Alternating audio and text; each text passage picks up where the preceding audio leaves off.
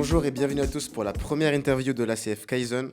Alors aujourd'hui, je suis en compagnie de Titouan, Bonjour. de Benjamin Bonjour. et de Agathe, Bonjour. qui sont deux responsables de la salle de CrossFit qui se situe à Mini-Auxances. Alors aujourd'hui, on va parler de CrossFit, de l'importance de la préparation physique et de conseils complémentaires. Alors première question, pourriez-vous nous expliquer ce qu'est le CrossFit et en quoi il se distingue des autres disciplines sportives ? Alors, je vais commencer à répondre à cette question. Le CrossFit, du coup, c'est des mouvements fonctionnels. Des mouvements fonctionnels, c'est qui utilisent l'ensemble du corps. C'est constamment varié. Donc, d'un jour à l'autre, on ne va pas faire les mêmes mouvements.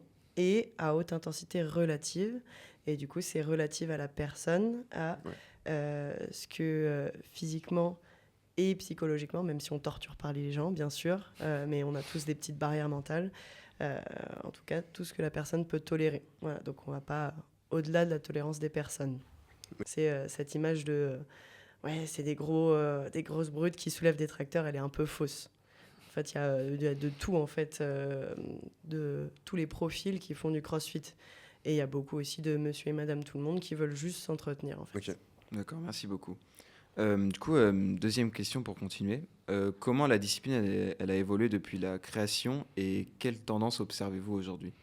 Alors, il faut savoir que le CrossFit, c'est une discipline qui est assez récente parce qu'elle a été créée dans les années 80, mais l'entreprise CrossFit a réellement vu le jour dans les années 2000. C'est en 2001, du coup, qu'il y a CrossFit Incorporation qui s'est monté, qui a réellement codifié tous les mouvements qu'on retrouve dans le CrossFit aujourd'hui. Donc il y a à peu près 25 ans, on va arrondir, que la discipline est née. Et donc, il y a eu une belle évolution. Donc, il faut savoir que dans le CrossFit, comme Agathe l'a très bien précisé, on va retrouver une dominante de mouvements d'haltérophilie et de force athlétique. Donc, ça veut dire qu'on va soulever des poids qui peuvent être légers à lourds. Et ça, c'est toujours relatif à la personne.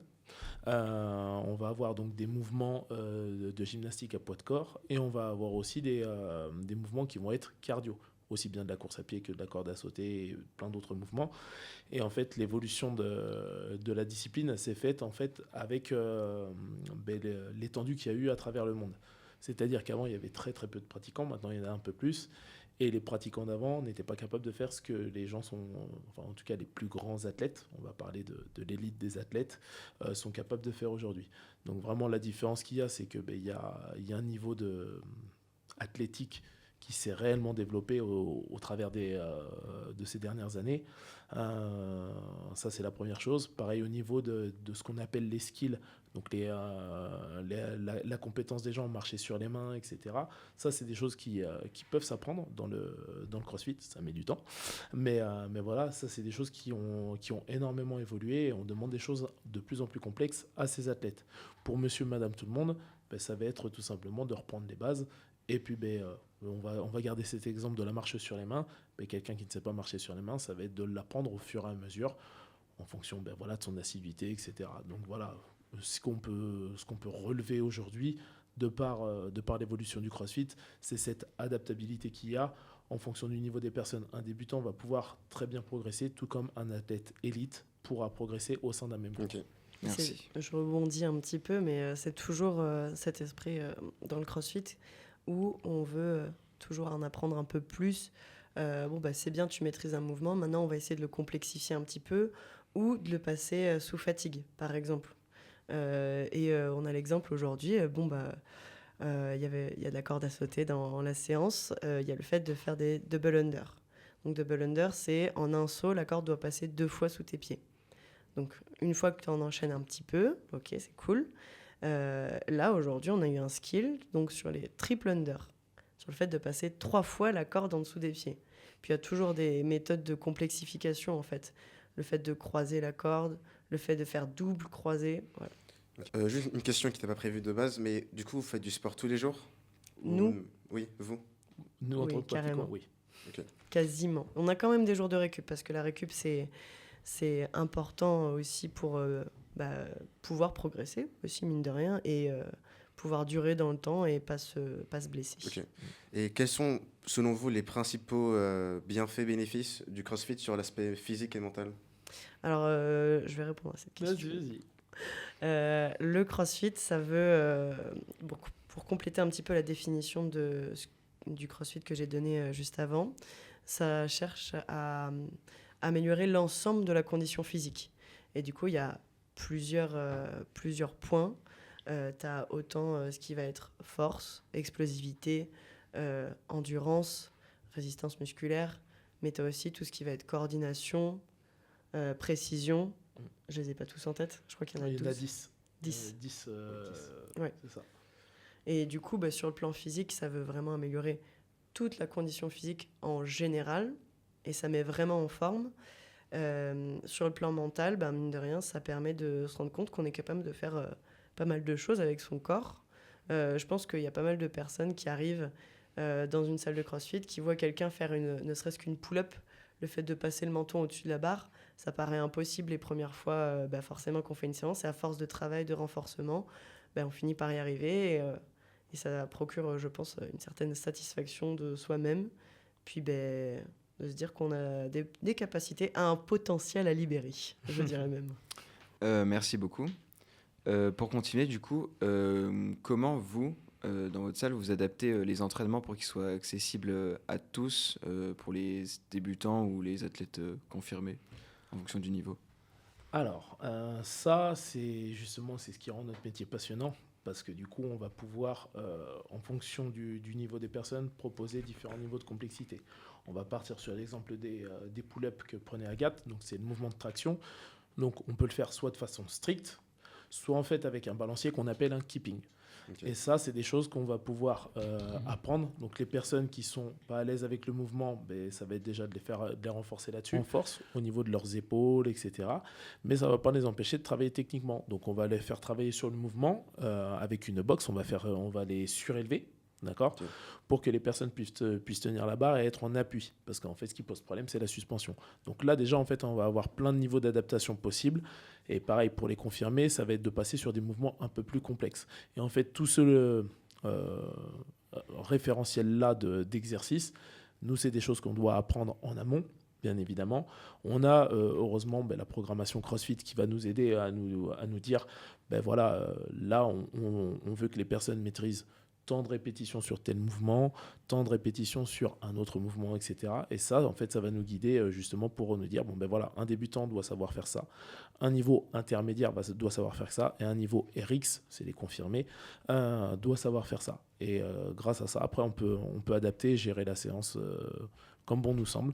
Et puis des fois, on dévie un petit peu parce que il y en a qui nous apportent aussi de nouveaux challenges tous les jours. Il suffit qu'il y ait une personne qui soit blessée, mais même si la personne est blessée, on peut quand même adapter le mouvement, et c'est ça qui est super, et on s'ennuie jamais.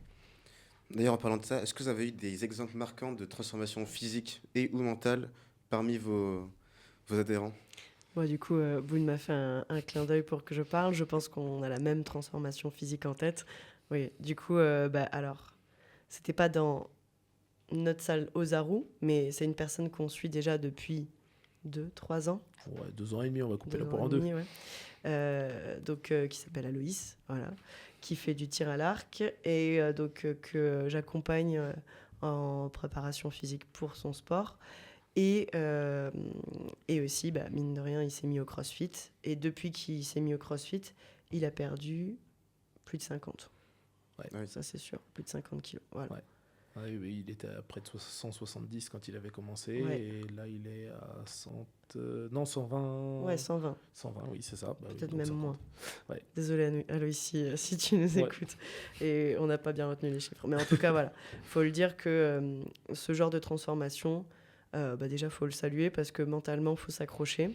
De toute façon, il le sait que là, il reste encore du chemin, bien sûr. Mais voilà, une personne qui peut perdre du poids comme ça, et surtout, même, quand il a commencé à Loïs, il faisait 170. Du coup, près de 170. Près de 170. Et 170 kilos, il faut quand même pouvoir bouger. On parlait de pull-up.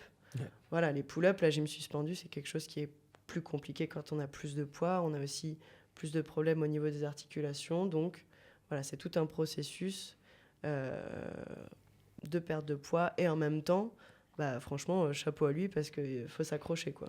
Il a été très assidu. Ouais, et il est toujours Ah très oui. assidu. Donc, juste pour rebondir par rapport à Aloïs, c'est vrai que bon, alors lui, en plus, on l'adore. Donc, Oui. bisous Aloïs, si tu nous écoutes. Mais, Dédicace. mais voilà, c'est qu'il y en a plein d'autres. Là, on parlait justement d'une perte de poids, mais il y a aussi des personnes où du coup, ils ont beaucoup d'appréhension. On parlait tout à l'heure de la marche sur les mains, mais il y a des personnes qui ont très peur de se mettre à l'envers, d'autres se mettre suspendus. Donc, on parlait des pull-ups, mais il y a aussi les muscle-ups, c'est le fait de se suspendre et en fait de passer en appui, mais au-dessus de la barre. Donc, il y a un balancier, puis on est en appui au-dessus de la barre à la fin du mouvement. Il y en a qui ont aussi cette appréhension-là de hauteur. Et donc, en fait, des fois, le travail, il n'est pas seulement physique, à se dire, voilà, les gens, il faut qu'ils perdent juste du poids, parce que pour certains, c'est un objectif, mais d'autres, c'est juste de réussir à débloquer certaines choses mentalement. Et c'est là aussi que notre accompagnement, il va un peu plus au-delà que d'être juste en forme physiquement. C'est aussi de se sentir bien mentalement en réussissant justement ce genre de choses, d'où l'importance tout à l'heure, je rebondis par rapport à la question que tu as posée précédemment, mais de se dire, voilà, je suis capable de faire de nouvelles choses.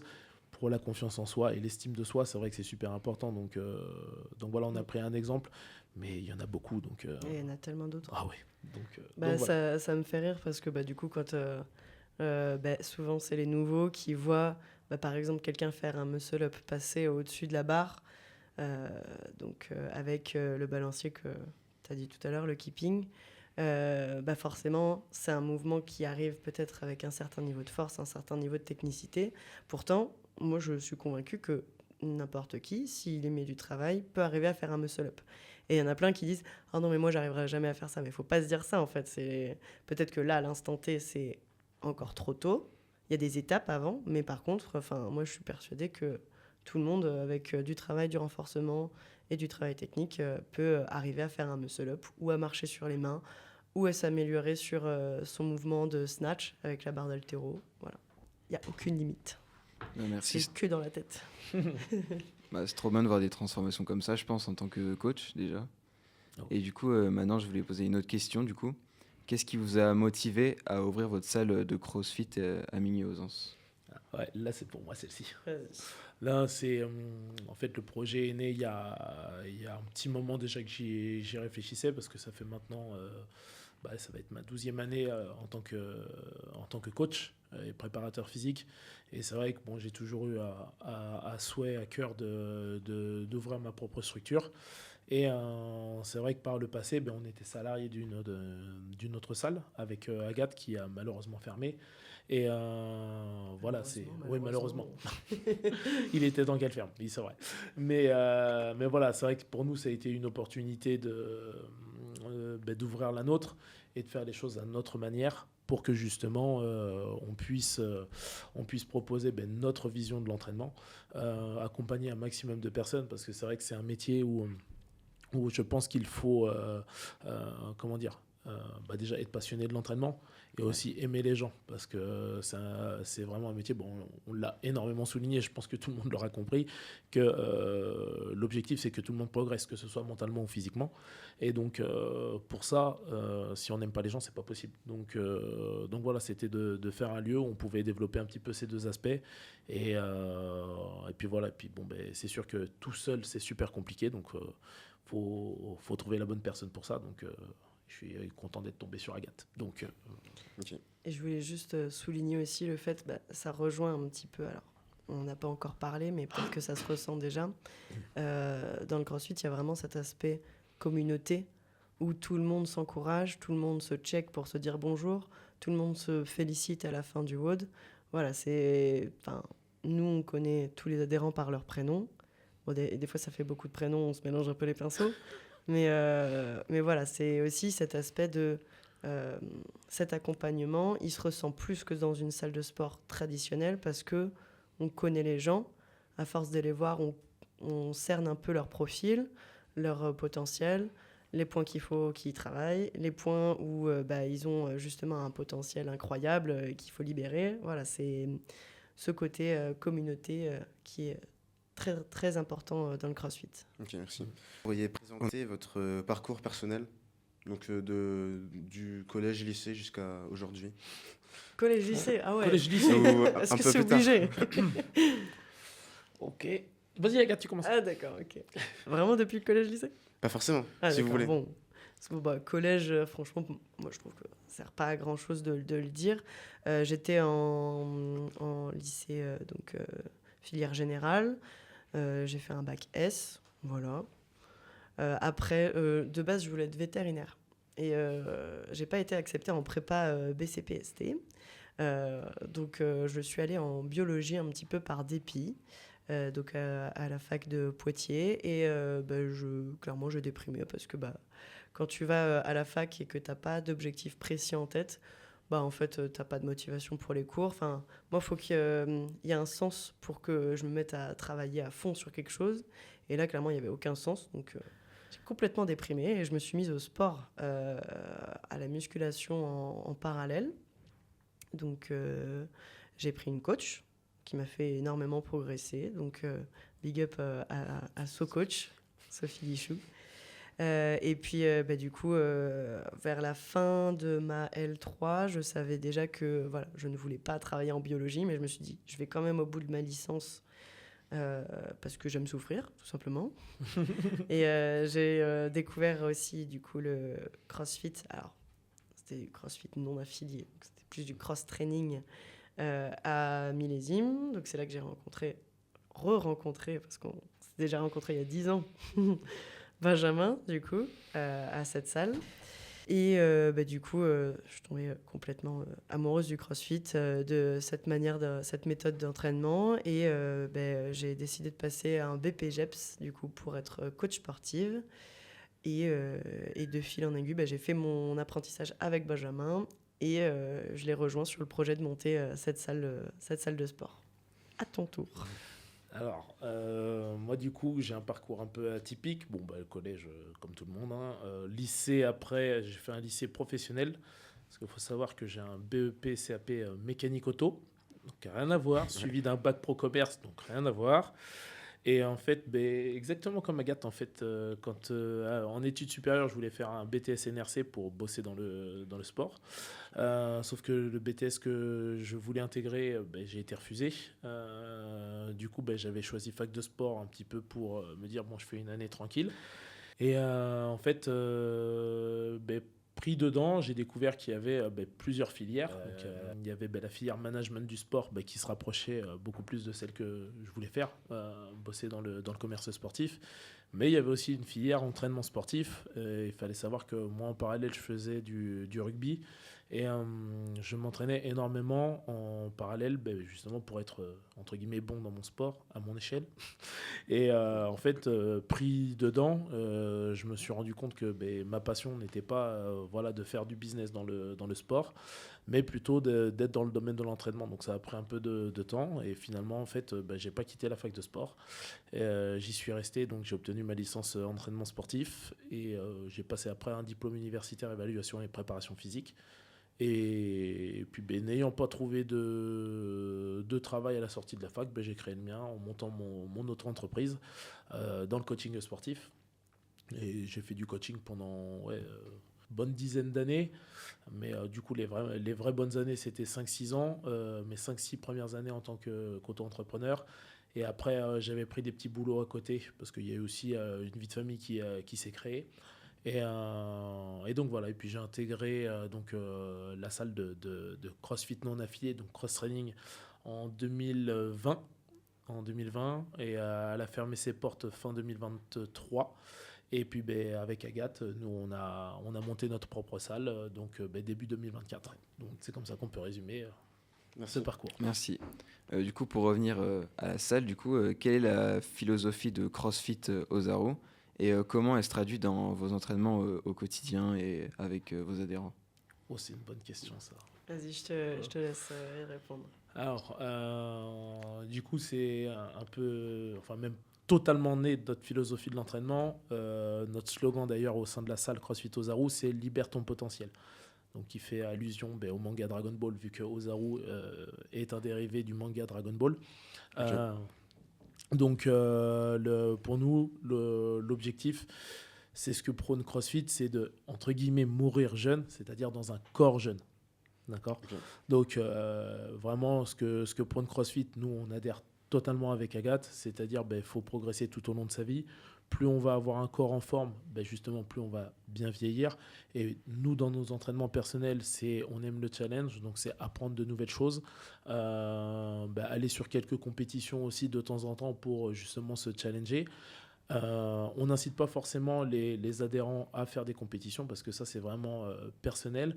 Mais par contre, c'est à se challenger et à apprendre de nouvelles choses pour soi. Ça, par contre, c'est la priorité. Donc, pour que les gens, justement, soient dans cette optique de briser des barrières mentales qu'ils peuvent avoir et aussi se prouver à eux-mêmes qu'ils sont capables de passer à un niveau physique. Là, tout à l'heure, Agathe l'avait très bien souligné. Il y a des personnes qui se disent, sans parler de muscle up, mais des tractions. Ah, mais j'ai jamais fait de traction, j'ai pas de force dans le haut du corps, etc. Ça, on peut l'entendre, je pense, toutes les semaines. Et puis, au bout d'un an, mais je passe des pull-ups. Oui. En même temps, tu viens de façon régulière toutes les semaines. Oui, c'est normal que tu progresses et puis tu as investi sur toi-même parce que là, vraiment, c'est de l'investissement sur soi-même que de passer les pas d'une porte de CrossFit. Donc voilà, nous, notre philosophie, elle est vraiment là, c'est de libérer le potentiel des gens, de les aider à progresser. Et en plus, si ça peut se faire dans la joie et la bonne humeur, c'est le plus important pour nous. Donc voilà, si on arrive à lier tout ça, on peut s'endormir tranquille et se lever du bon pied chaque matin, on est heureux, quoi. Ok. Pour rebondir un tout petit peu, on est un peu contre cet adage de je suis trop vieux pour ces conneries. Franchement, il n'y a pas d'âge pour apprendre à bouger, il n'y a pas d'âge pour se mettre au sport. Et alors forcément, plus on commence tôt, plus forcément c'est un peu facile dans les apprentissages et puis même de maintenir sur le long terme. Mais même, il y a des personnes qui ont 60 ans, qui poussent la porte de la salle et puis du coup, qui font leur première séance de CrossFit avec nous et qui kiffent totalement. Et ça, c'est trop bien que toutes les générations puissent se réunir autour du CrossFit. Autant, du coup, les plus jeunes, donc comme les kids, les teens, que les personnes un peu plus âgées. Sachant que, voilà, on adapte tous les mouvements, bien sûr, pour que tout le monde puisse progresser en sécurité. Et puis du coup évoluer, quoi. Et ouais, par rapport aussi à nos valeurs, voilà, c'est toujours dans la bonne humeur, bien sûr, dans la bienveillance aussi. On n'est vraiment pas là pour se juger, le respect entre les autres, le partage du coup, qui rejoint cet aspect communautaire. Comme tu disais, on ne force pas plutôt les adhérents à faire des compétitions, mais par contre se fixer des challenges et des objectifs, c'est important. Donc là, tu vois, par exemple, dans la salle, il y a un tableau avec marqué vos objectifs. Et rien que le fait de noter son objectif, ça te met un petit rappel en mode « Ah, c'est vrai, purée, je me suis fixé ça. Bon, faut que je m'y mette. » Comment vous adaptez vos cours en fonction de l'âge ? Comment est-ce qu'on adapte le cours ? Déjà, est-ce qu'une séance de CrossFit, ça te parle ? Pas vraiment. Enfin, Ok. Vaut mieux la définir. Je t'explique du coup un petit peu comment est-ce que ça se présente. Donc, nous, en tout cas, c'est 1 heure de cours. Pour les plus jeunes, c'est un peu plus court, c'est 45 minutes. Mais sinon, c'est 1 heure pour les adultes. Donc, tu as échauffement, le brief déjà. On se dit bonjour, est-ce que ça va ? Est-ce qu'il y a des blessures ? Ok, est-ce qu'on va devoir adapter certains mouvements ? La partie échauffement du coup, où on vient un petit peu se réveiller, entre guillemets. Échauffement général du corps, puis après un échauffement plus spécifique, pour se préparer à l'effort, spécifique par rapport aux mouvements qu'il va y avoir, qui vont être demandés. Il y a une partie skill, où en gros on va travailler sur la technique sur un mouvement, où ça peut être du renforcement, ou si le WOD est long, ça peut être juste se régler sur les mouvements qu'il va y avoir, et les mouvements qu'il va y avoir pour le WOD. Donc le WOD, c'est Workout of the Day. C'est en gros le gros morceau, si tu veux, de la séance où on va monter en intensité au niveau du cardio, où les reps vont s'enchaîner. Il peut y avoir différents formats. Il peut y avoir, par exemple, faire le plus de tours que possible d'un enchaînement. Ou alors, ça peut être une liste de courses. Et il faut la finir le plus vite possible. Et du coup, c'est le temps qui va compter. Plein d'autres formats. Je ne peux pas tous les détailler. Du coup, il va y avoir cette grosse partie-là. Et puis après, il y a le fait de ranger, le fait de se checker, le fait de noter les scores. Le fait de noter les scores, c'est cool parce que ça te permet d'avoir ton évolution dans le temps aussi. Te dire, ah bah là, j'ai commencé, j'ai fait les WOD en scale, puis là, ça fait 3 mois, j'ai fait mon premier WOD en enter. Voilà, sur tel mouvement, au moins. Et puis après, il y a un petit retour au calme avec des petits étirements. Voilà. Et comment est-ce qu'on adapte par rapport aux différentes tranches d'âge? C'était ça ta question? Ouais, en gros. Ok. Alors, les seniors, ils sont intégrés avec les cours des grands, non, avec les cours adultes. Donc, en soi, on adapte comme on adapterait pour n'importe qui, en fait. En soi, les mouvements, si la personne, elle se sent pas de faire des tractions, ça peut être des tractions avec élastique. Si avec élastique, c'est pas possible, c'est les pieds sur une box. Sinon, c'est tirage aux anneaux. Et puis, on arrive toujours à se creuser la tête et à trouver des adaptations. Donc, pour les seniors, ça change pas beaucoup. Pour les teens, il y a plus de skill, je dirais. Il y a un côté effort plus court, plus intense. Et du coup, pas mal d'apprentissage sur les mouvements. Au début, on ne charge pas. Surtout pour un public adolescent, c'est surtout apprendre à bien bouger, bien faire les mouvements. Pour les kids, c'est encore plus vrai, sauf qu'il y a encore plus une notion de jeu. Il faut que ce soit ludique et il faut qu'ils s'amusent. Okay. Si tu veux rajouter quelque chose. Oui. Ah non, c'est clair. Voilà. Alors merci, on va passer à une troisième partie sur l'aspect préparation physique. Et je commence avec une première question. Est-ce que vous avez des partenariats ou bien des liens avec des kinés ou des ostéopathes pour vous accompagner dans votre travail? Alors oui, de par... alors c'est vrai que j'ai un peu oublié cette partie-là qui me concernant. Pendant 7 ans, j'étais avec le Poitiers Basket 86, leur préparateur physique. Et donc voilà, c'est vrai que j'avais quelques noms de kinés, d'ostéopathes, etc. Déjà aussi par rapport à mon vécu personnel. Donc c'est vrai que ça a permis d'avoir certains contacts. Agathe également avait quelques contacts. Et puis c'est vrai que, alors, au sein de la salle, je ne sais pas ce qui s'est passé, mais il y a... Il y a un nid, c'est pas possible. Ah oui, il y a un nid de kiné à la salle, c'est impressionnant. Et ouais, donc du coup, en fait, on a directement dans la salle des adhérents qui sont kinés. Okay. Et en fait, auxquels on peut répartir les différents adhérents si jamais il y a des pathologies qu'il y a, qui se présentent. Et donc voilà. Ouais, par rapport au partenariat avec les kinés, on en avait discuté avec Flo. Lors des kinés, ils sont un petit peu contre le fait de faire sa promo. Donc, un vrai partenariat, je ne suis pas sûre que ce soit possible. Ou du moins, il faudrait reposer la question. Mais par contre, voilà, nous, dès que on a un petit peu de ressources dans le sens où t'as mal ici, peut-être qu'il faut détendre cette partie-là, peut-être qu'il faut faire ça. Par contre, on n'hésite pas à les envoyer justement vers des kinés, parce que on sait que plus une douleur elle traîne, puis des fois ils ont un peu la tête dure en mode non, je continue de m'entraîner parce que j'ai pas envie de m'arrêter tout de suite, ou j'ai pas envie d'adapter les mouvements, je fais avec la douleur. Ça, c'est pas bien du tout. Il faut adapter tout de suite, prendre tout de suite le chemin vers le kiné. Le kiné, il remet bien tout de suite, et plus c'est traité tôt, moins ça va nous embêter en fait. Voilà. Donc c'est plus on va pas vraiment parler de partenariat, mais plus de recommandations au sein de la salle, parce que avec ce fameux ordre des kinés, tout comme pour l'ordre des médecins, ils sont soumis à une réglementation qui est assez stricte, et donc c'est vrai qu'on peut pas présenter de partenariat, en tout cas de façon publique et publicitaire comme ça. Donc voilà. Okay. Mais il y a des petites choses qu'on aimerait mettre en place. Oui. Teaser. D'accord, merci beaucoup.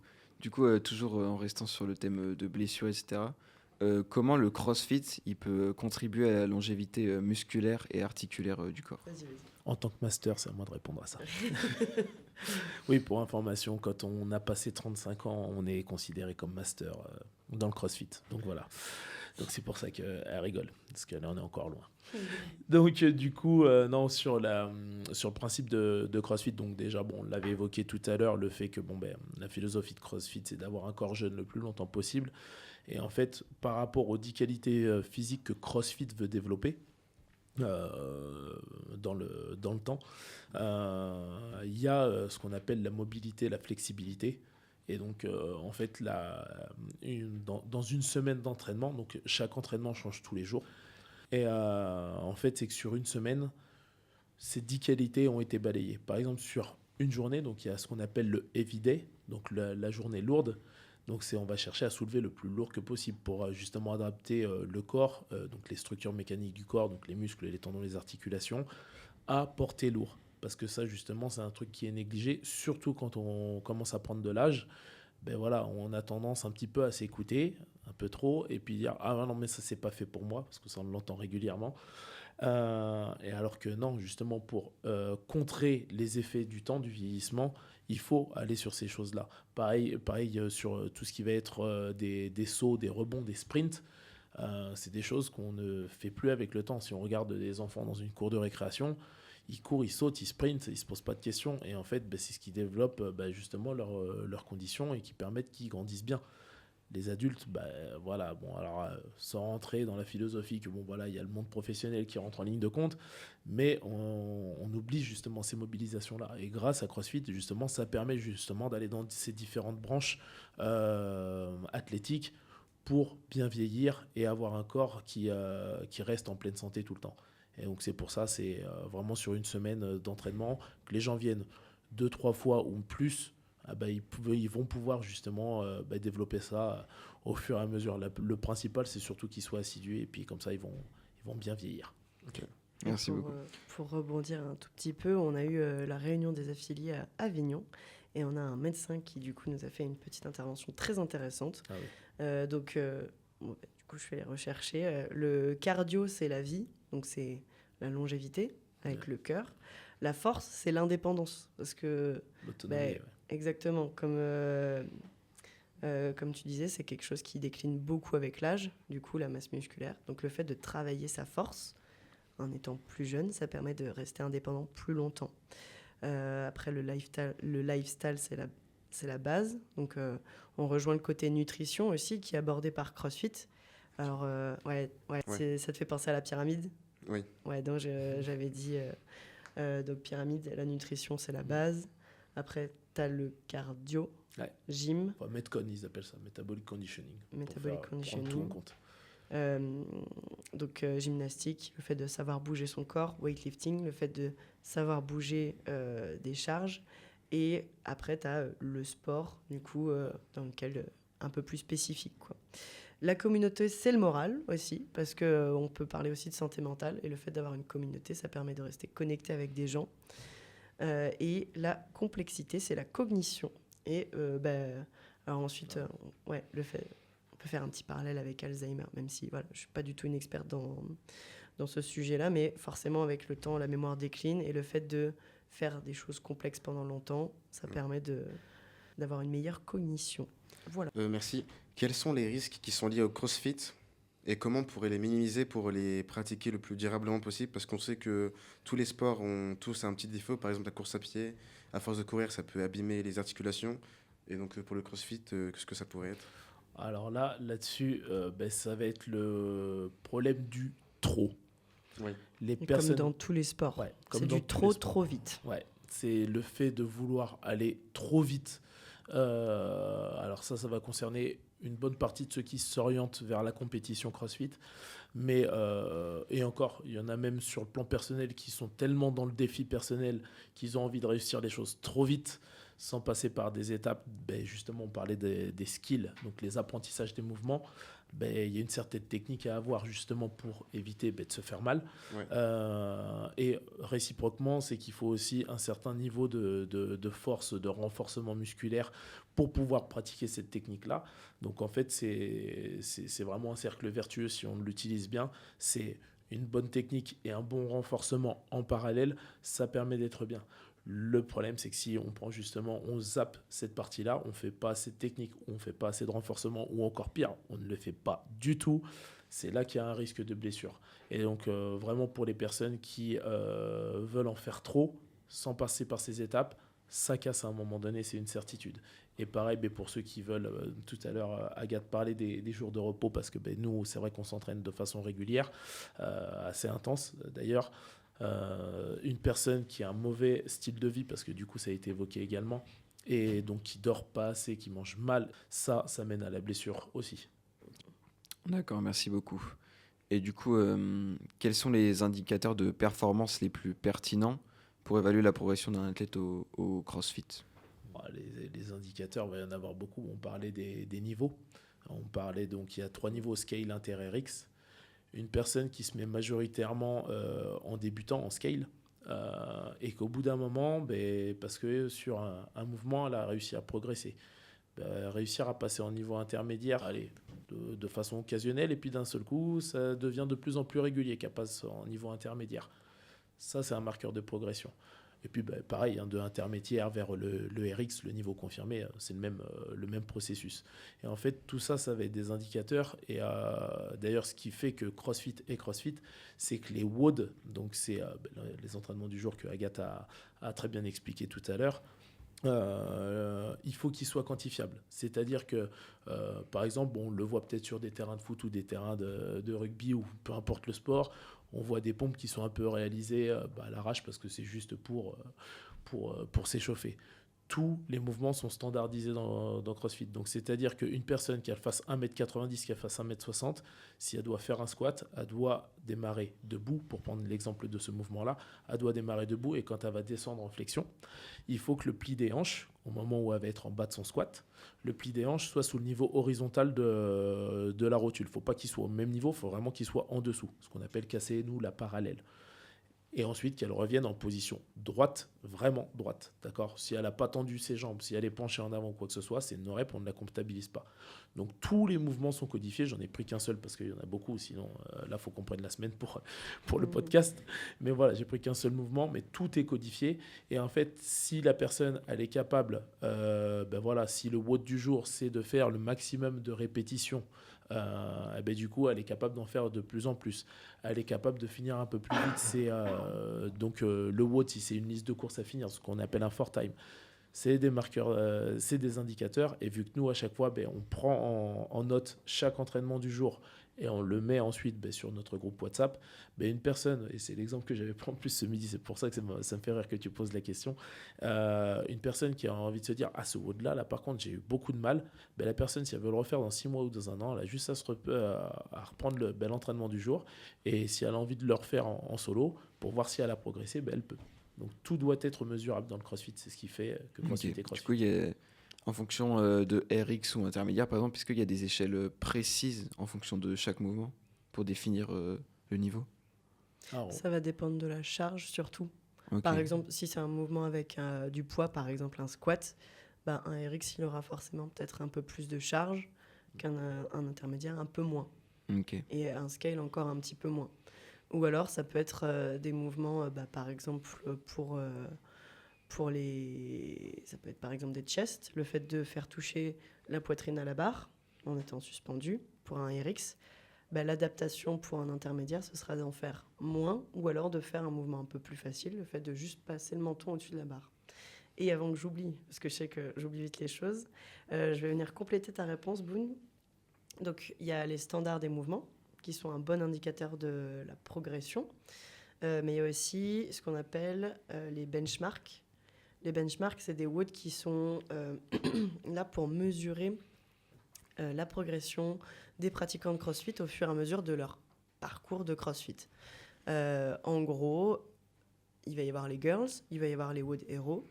Les girls, c'est des WOD qui ont un prénom de fille. Et généralement, la première fois qu'on en fait un, on s'en souvient.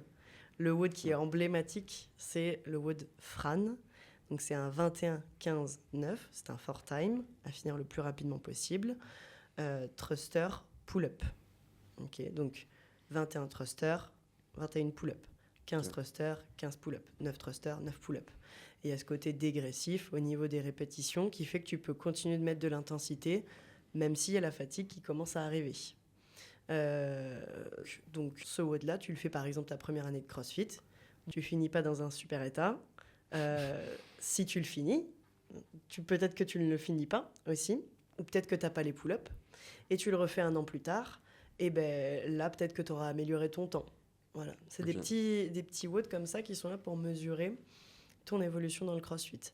Et en plus des benchmarks, il va y avoir tout ce qui va être max en charge aussi, pour, par exemple pour le deadlift, un max en deadlift, un max en squat, un max en mouvement d'haltérophilie, snatch, ou un max en clean and jerk. Tout ça, ça va être aussi des marqueurs qui vont montrer la progression. Alors, en parlant de ça, de récupération et de nutrition, est-ce que vous avez des conseils nutritionnels à donner à vos membres pour optimiser leur performance? Et aussi, est-ce que vous avez dans vos entraînements des méthodes pour mieux gérer le stress ou la fatigue mentale ou physique? Intéressant. Je te laisse commencer par la partie nutrition. Ah ouais, la nutrition, j'adore ça. Ouais. Parce que j'adore manger, donc forcément.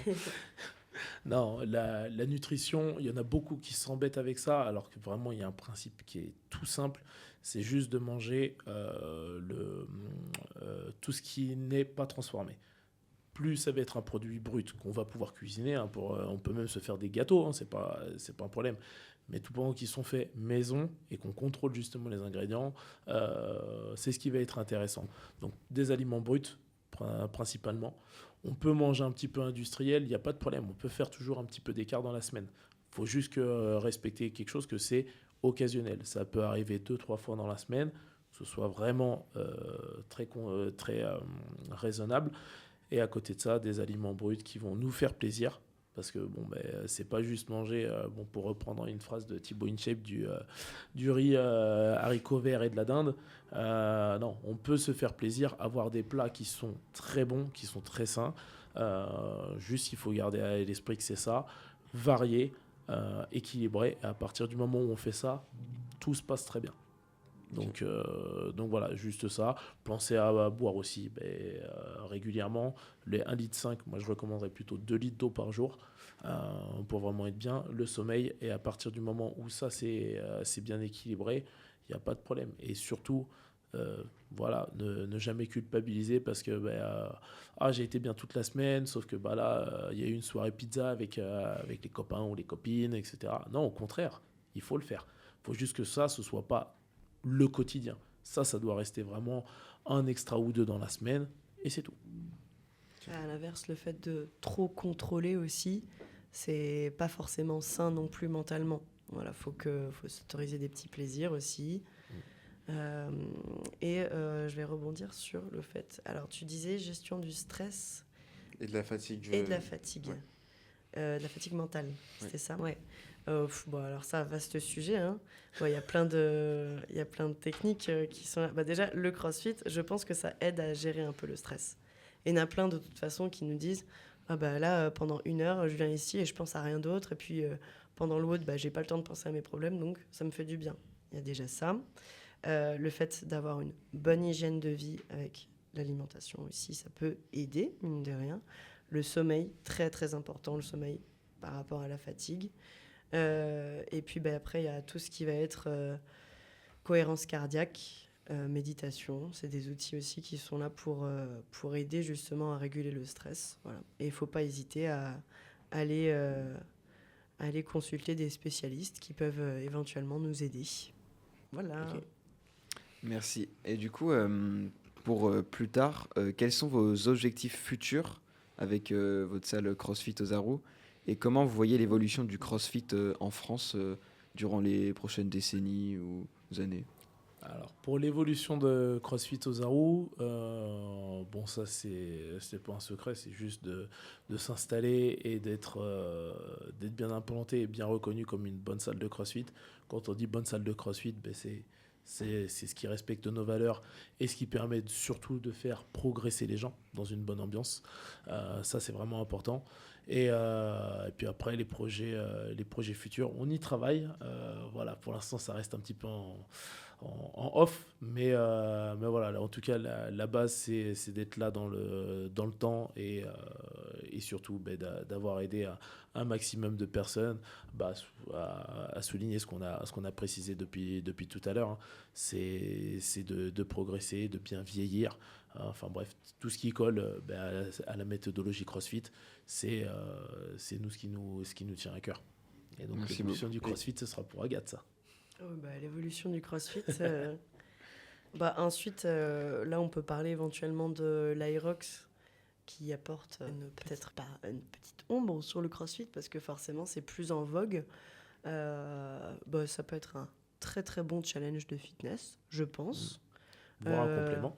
voire un complément, pourquoi pas. De toute manière, tant que ça permet aux gens d'être plus en forme, je pense que de toute façon, aujourd'hui, la situation au niveau de la sédentarité et du sport, elle est tellement... Voilà. Il faut que les gens fassent du sport, il faut que les gens bougent. Donc, forcément, s'ils font du crossfit chez moi, je serais encore plus contente. Mais déjà, s'ils font de l'Aerox, c'est pas mal. Mais pour moi, le crossfit est encore plus complet que l'Aerox. Donc, pour moi, de toute façon, il n'y a qu'à voir... il y a 10 ans que ça arrivait en France. Ouais, vraiment explosé en France, Voilà. c'était 2012. Il faut savoir qu'on est le deuxième pays derrière les États-Unis qui sont le pays d'origine du CrossFit. Les créateurs. Donc nous, on est très très clients en France. Donc ça marche vraiment bien. Moi, je pense que de toute façon, ça va. Il y a des box de CrossFit qui vont continuer de s'ouvrir. Celles qui sont bien implantées, elles vont continuer de tourner. Et puis, on va continuer de faire progresser les gens dans leur fitness. Puis ça va de plus en plus se démocratiser, à mon avis. Maintenant, aujourd'hui, quand on dit CrossFit à quelqu'un, il sait à peu près de quoi ça s'agit, quoi. Oui. Ça parle à tout le monde. C'est plus un truc hyper obscur. Ouais. Eh bien, merci beaucoup. On pourra s'arrêter là. Merci à tous de nous avoir écoutés. Merci à vous, Benjamin et Agathe. Merci à vous deux. Merci Titouan. On se retrouve très prochainement pour une nouvelle interview avec un autre spécialiste, un kiné, un nutritionniste, ou on verra. Je vous souhaite une très bonne journée. À plus.